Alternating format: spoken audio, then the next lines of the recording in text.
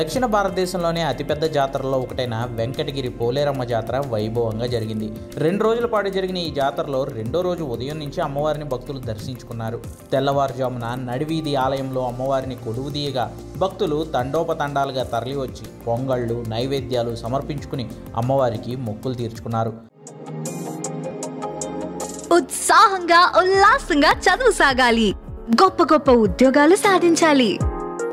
Vignan deemed to be university. రాష్ట్ర పండుగగా ప్రభుత్వం ప్రకటించిన తర్వాత మంత్రి కందుల దుర్గేష్ జాతరకు హాజరై అమ్మవారికి పట్టు వస్త్రాలను సమర్పించారు. వెంకటగిరి సంస్థానాధీశుల వారసులు వచ్చి పోలేరమ్మకు సారెలను సమర్పించారు. రోజంతా భక్తుల దర్శనం తర్వాత ప్రత్యేక పూజల అనంతరం సాయంత్రం నుంచి అమ్మవారి విరూప శోభాయాత్ర మొదలైంది. అమ్మ రూపాన్ని నిమజ్జనం చేసేందుకు వేలాదిగా భక్తులు తరలివచ్చారు. అమ్మవారి జాతరను, శోభాయాత్రను చూసేందుకు తరలివచ్చిన భక్తులతో వెంకటగిరి వీధులన్నీ కిక్కిరిసిపోయాయి. అమ్మవారి జాతరకు రావడం, చూడడం తమకెంతో సంతోషంగా ఉంటుందని భక్తులు చెబుతున్నారు. కొన్ని దశాబ్దాల నుంచి ఈ పోలేరమ్మ జాతర జరుగుతుంది.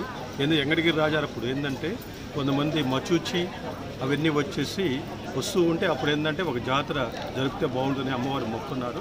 దాని ఫలితంగా అప్పుడు ఏంటంటే ఆ రాజ్యంలో అందరికీ మచూచి అని తగ్గిన దానివల్ల, కళ్ళ అన్ని తగ్గిన దానివల్ల అప్పటి నుంచి పోలేరమ్మ జాతర స్టార్ట్ చేశారు. రాజులు, వెంకటగిరి రాజులు 27 సంస్థానం రాజులు ఈ జాతరని స్టార్ట్ చేశారు.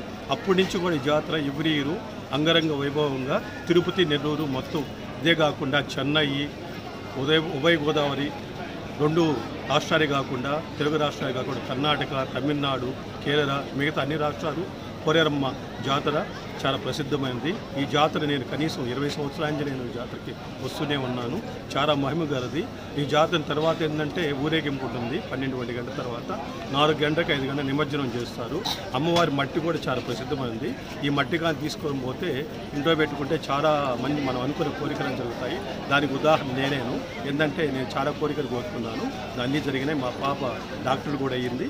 రెండో పాప, ఫస్ట్ పాప వచ్చేసి సాఫ్ట్వేర్ ఇంజనీర్ అయింది. మా ఫ్యామిలీ చాలా బాగుంది. నేను Kasba Padmanabhan, rotary club international డైరెక్టర్ని. ఈ అమ్మవారి గురించి నాకు బాగా తెలుసు. మా మిస్సెస్ కూడా ఇక్కడే పుట్టి పెరిగింది. ఆమె ఇక్కడే బాయ్స్ హై స్కూల్లో హెచ్ఎంగా పనిచేస్తున్నారు. నేను కూడా ఎస్ఐ స్కూల్ హెచ్ఎంగా పనిచేశాను. ఈ అమ్మవారి యొక్క మహిమ తెలిసి ఆ అమ్మని దర్శనం చేసుకోవడానికి వచ్చాను.